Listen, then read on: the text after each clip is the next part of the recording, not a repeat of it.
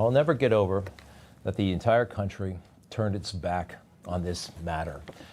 Ashli Babbitt being shot and killed in a horribly unjustified shooting by Lieutenant Michael Byrd. He did it.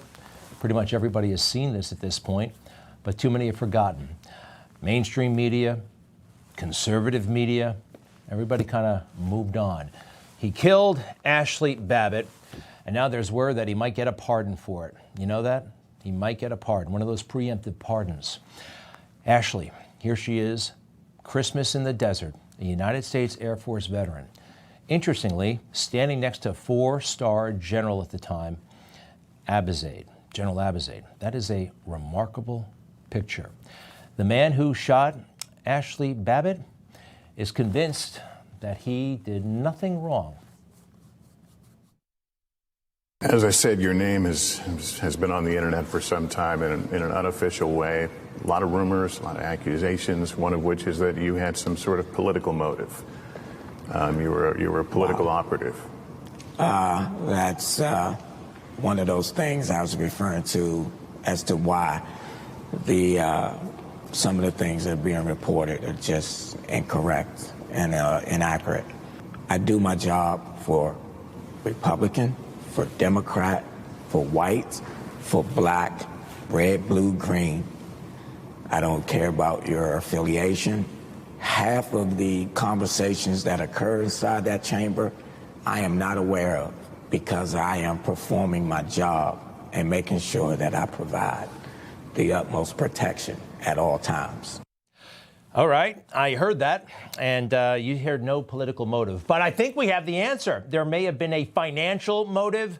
We have evidence that Byrd had pressured authorities, the Capitol Hill Police and members of Congress, to give him over $200,000 or close to $200,000 for compensation for killing an unarmed woman.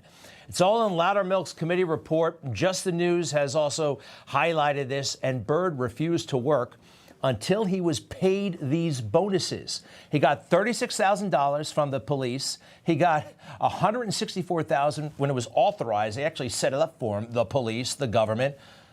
This is wild. Hey, and he wasn't the only one who got a bonus on January 6th. All the cops did, apparently. Why are you letting this happen? Why haven't you called for backup? Where is your backup? This is our damn Capitol building, and y'all are letting it get destroyed on your watch. A lot of cops just stood around. It was a very, very weird day, wasn't it? We don't have all the answers. But the police received $3,000 each, some of these guys. $3,000 each. And don't forget the Congressional Gold Medal. Yeah. I mean, for one of the biggest security failures or whatever the hell happened that day, they were handing out gold medals to the Capitol Hill Police Department. Remember, they let the people inside. Is this not on purpose? This looks on purpose, right?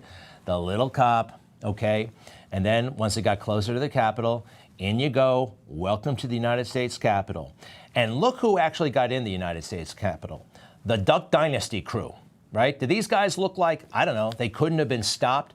There's absolutely no evidence that the Horns guy, Jacob Chansley, broke in or hurt anybody or did anything wrong. And then the cops. Did these guys get $3,000? As Ashli Babbitt is there and she wants to go to the other side, or who knows what she's saying. Did you see her a moment ago? She's yelling at those guys. And what do those guys do? Three cops guarding Congress decide that's a good time to take a coffee break. We have their names now. Yeah. All right. Why don't you take 5, fellas? I see people out there get hurt. I don't want to hurt. I just... The whole country hates you. I want you to go home. Go. All right. And there they go. Did those guys get the $3,000? Whatever they got, it doesn't come close to the $200,000 Michael Byrd gets. Extra. He's still being paid. And he was promoted to captain. Thanks to Just the News and Loudermilk and others, we have amazing emails sent by Byrd to his supervisors months after the shooting, months after he killed her, even after his name became public, that he wanted money. He wanted to be compensated. This is blatantly wrong to treat us like this. This was never proposed to us in this manner. Now we're being grouped in with everyone else. Wow. Now, what is he saying here? he thinks he deserves more money than like anybody, even people who were seriously wounded, fallen officers. Take a look at the lawyer for the U.S. Capitol Police writes back, Mike, I'm sorry you are so disappointed. I find that surprising since we have already provided you $36,000. You know what the rest of the department received? $3,000 each. All right, again, he got 36. He was not wounded. He killed somebody, and they got him 36. This is the government.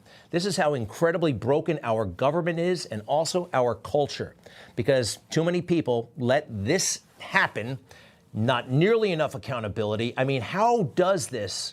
The guy still works there. The guy still works there. Let me see how he responds to this.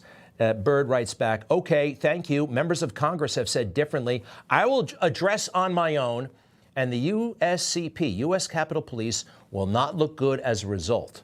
He's going to go on a one-man lobbying spree, which is totally unethical, possibly illegal, for him to be walking the halls of Congress, pressuring members of Congress to hook him up while he has a gun. It actually probably is against the law. And I know Loudermilk has been looking into that. And he wasn't the only one giving members of Congress an attitude. Guys who are supposed to be guarding the place, no matter what their party was. Remember, red, white, brown, blue, whatever. Here's Fanone and Dunn stalking members of Congress. I want to know why you haven't given us our money yet. What's going on? Remember that? And Dunn, big guy on the right, and Byrd, good friends with politically charged messages on their T-shirt. All right, going to come back to Byrd, but first, Fanone. Remember that guy? The indifference shown to my colleagues is disgraceful. I like that. The indifference shown to my colleagues is disgraceful. Now, he's not just being ill-mannered. He's using a bureaucratic deep state trick. Indignation, being indignant. How dare you question us in uniform? How dare you question the way I do my job? I serve the people. It's interesting that elected people can't get away with that for the most part. But he can. And so did another cop, Capitol Hill police officer. He was from the Metro Police. This is Gunnell. Anybody remember him? We got people right now in front of the Justice Department asking to release some of the very same people to be released, even though we are testifying about the trauma and the agony and everything that happened to us. It's pathetic, and they shouldn't be elected official anymore. Wow. If you couldn't make that out, he's saying that members of Congress who are visiting January 6ers, January 6 prisoners in jail, are pathetic and shouldn't be members of Congress anymore. This indignation routine is a trick. It gets them out of all kinds of jams. It works on Democrats, the media, Republicans even, conservative media. It's one of their fallbacks for this whole thing where President Trump almost got assassinated on July 13th in Butler, Pennsylvania.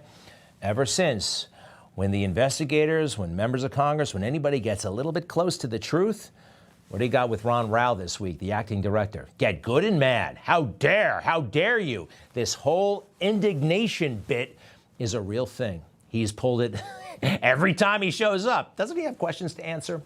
I think he does. Information.